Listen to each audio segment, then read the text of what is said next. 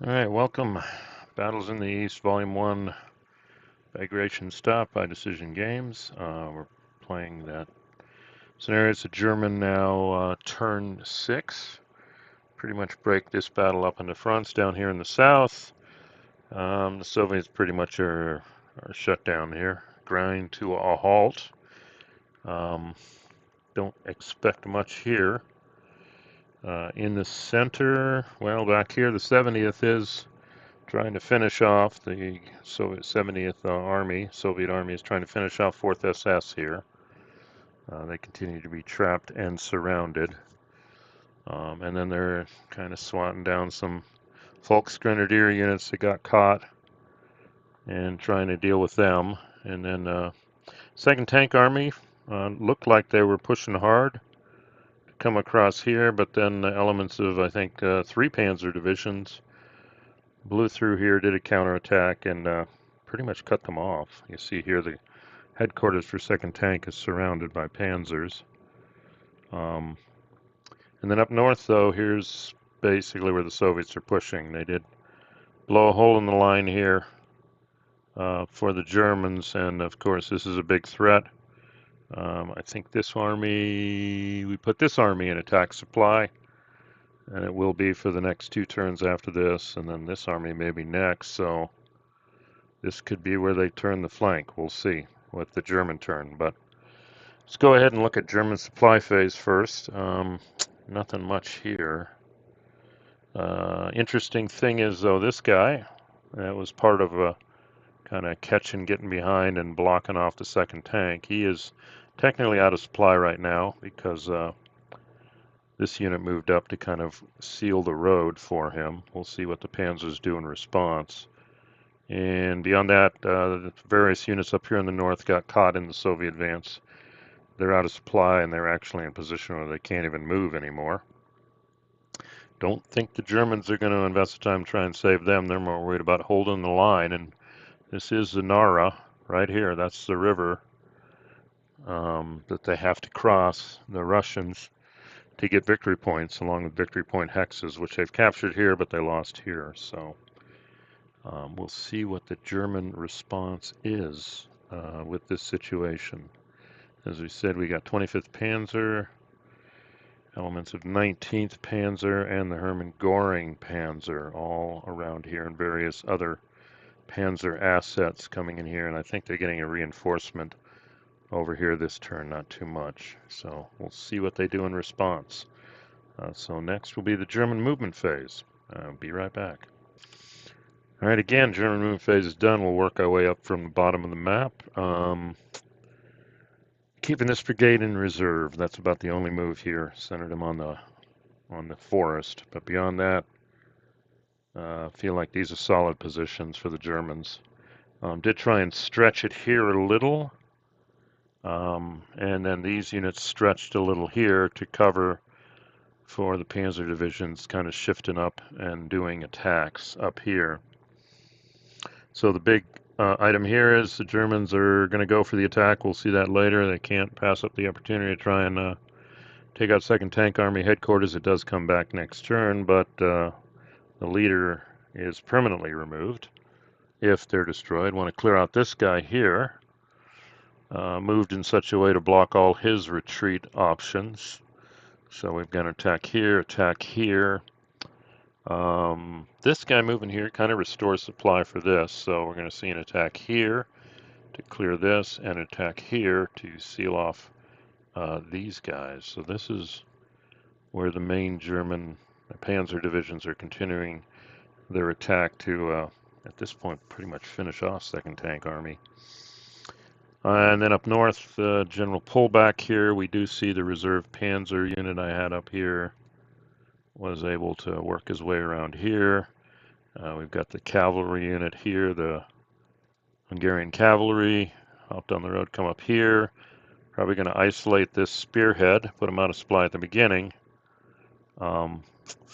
But they probably aren't strong enough. Okay, so this is the army that's in attack supply. Probably the Russians will put this one in attack supply, and their main focus for victory will be winning up here because 2nd Tank Army is pretty much out of action.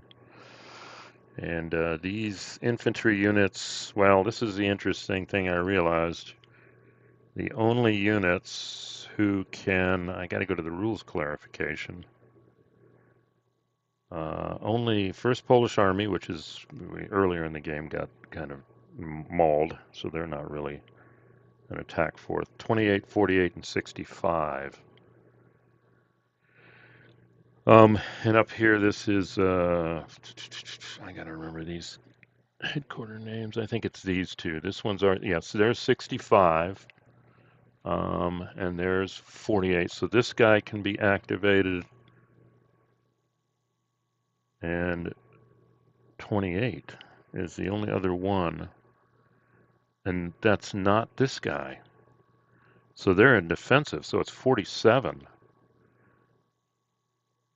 28, there we go. I'm sorry, 28, 48, and 65. That's these two up here. So these three armies are the only ones that can be in attack supply going to the end, including the 7th, which is going to run out of steam here soon. So by nature of the supply rules, this is where the Soviets are going to have to focus. Nothing, these units can't even be put back in attack supply. So yeah, that does limit them. So anyhow, that's the German movement. Let's go ahead and look at the odds calculations for these 4 attacks. So we'll be right back. All right, so here we go. These are the combats. I also included the die rolls. So if we work over here, this guy's halved because he is out of supply. I did realize no DCI. They have to be stacked to get the divisional combat bonus. So pretty much, but this guy at least is on the same side of the river, so no river penalties at all. So we got 7, and this is an interesting unit. He's in general supply. He's actually part of 4th SS. So the best he can do is general supply, and if you're in general supply, you're halved on your attack. So at least he adds 1. So, and this one is going to attack 2, and you can never, when you have, you can never go below 1. Having quarter round up for movement, round down for combat, for total combat strength and combat shifts. So I guess we could say this is 3 and that's a 1. Either way, we've also got this guy in here to throw in help. Then we had this attack here. We got 7. Oh, and that's concentric. We get a shift for concentric. This is concentric too. So that gets us 7, 8. And I think this guy sent over 1 to get it to 9 to 1, just like he sent over 1 to get that to 10 to 1. And let's see, we got this one. Now this does get DCI. So that's 5 and 2 is 7. And, well, 5th SS is 4th SS Panzer, but they can only get halved down to 1, so that's 8. Well, it's 9 to 1. I guess it doesn't count. So 5 and 2 is 7, 8, 9, 9 to 1. And then the attack up here, and this one, here it is. 2nd Army throws in its 2 shift. So we do get 2, 3, 4, 5, 6, 7 to 1, 8 to 1, 9 to 1, concentric 10 to 1. Okay. So calculations there. But bottom line is with a 10 to 1 on 2, we can look at the results here. 3 with 1 loss, but he's got nowhere to retreat. He's dead. 9 to 1 on 3. Headquarters is dead, but ooh. 9 to 1 on 3. It looks like I can't pronounce his name, but Rokossovsky went down fighting, and actually the headquarters unit took out some of the panzers. That's interesting. 9 to 1 on 5, that's eliminated. 10 to 1 on 5, that's eliminated. So basically all these units were eliminated. So let's see what the Germans did for advance after combat. I'll be right back. All right, we are back for advance after combat. Actually, the key thing is these panzer units, you are allowed to advance over a major river. That's the last you advance. So they leveraged this as an advantage to get on the other side of the major river and on the road so that they can be in position now to respond down through here or up through here. Coming down here, these units, after the successful destruction of second tank, pulled back here out of Zok. So in the mech move, we can see what their defenses are going to be. Hermann Göring held back, but this one advanced. And there was no reason for anybody to advance here into this clear hex, and nobody really advanced there, because their next big target's going to be here. Yeah, so that's the advance after combat. I think the big thing is 25th Panzer has put itself now in a position where it can respond to the north, what's going on up there. And potentially these units, after they're done reducing here, can also move up and be involved in the battle. So that's the advance after combat. So let's just do the mech move, and then that'll be a turn. Be right back. And here we are, focused on only where the German mech units are. We do see that 19th Panzer moves into defensive positions to screen this army here, 47th Army, Soviet, which can't be put in attack supply again. So they're not too much of a threat, but the Germans are low on infantry resources just for manning the front lines. 5th SS moves down here to put this guy in Zok and continue the line. Hermann Göring is here mainly to allow next turn, depending on what happens with the Russians, this guy can cross the river now and come back into supply and join the battle again. This guy got pulled back as a reserve for now. And meanwhile, we'll figure out how to reduce these guys next turn, but they are surrounded. So we'll see how that plays out. This guy potentially could escape. He moved here. Maybe he can, well, he can't move here this turn, but we'll see. I don't know what to do with him. But hey, and then the other big news up here is they finished. The Hungarian cavalry pulled up here. And at least the beginning of next turn, these guys will be unable to move. That's the bottom line. Zoks everywhere. They are already out of supply because they are more than 5 hexes away. So we'll see. These are weak units. I mean, the Russians can push here. But back here, we got 25th Panzer setting up, and potentially these other units will be freeing up. And it looks like the battle is going to be here. At the Nara, that's appropriate. At least this branch, the minor river branch of the Nara. So I'd say the Germans are still looking good. They're keeping the victory points down for the Soviets, and I don't even know if the Soviets can keep this victory point hex. So we'll see. And just a quick look before we end this one.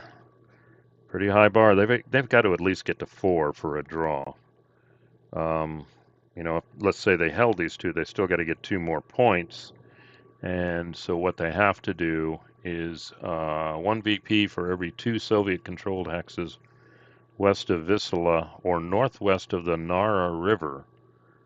Okay, this is the Nara right here. So this may be where it's at, but Germans can't be within 2 hexes, so they've got to push across the Nara. That's where it is now, I think. And honestly, these panzer divisions, they're still in good shape. And you're only going to have effectively 1, 2. Maybe we can shift the 3rd Army up here. But it's also going to be mainly infantry. So, but I guess I'll title the German turn Destruction of the 2nd Tank Army. Maybe it'll finish next turn with these guys going. But effectively, 2nd Tank Army is pretty much gone. This is the last units right here. And they're not... Let's see, half, 1, 2, 3, 4, 5. So their defense will be 2. So next turn they could go. I don't see any relief coming for them. Oh, here's some more units of the 2nd tank on the wrong side of, and they're out of supply too, so they may not last either. So yeah, I'll just title this one Destruction of the 2nd Tank Army. And we'll go from there. So, see you at the next one, turn 7, Soviet turn. It's almost a done deal that this is going to be the attack supply headquarters. Because they can probably push across the Nara here, but their mech units who can exploit right now are trapped. So they're going to have to these guys are the weak ones. They're probably going to focus here, and then these guys are going to blow through here if they can. But then they're going to start getting some panzer units coming up. So we'll see. See you back here, turn 7. Thanks for listening. Like, comments, anything. Subscribe if you haven't. Otherwise, see you at our next recording.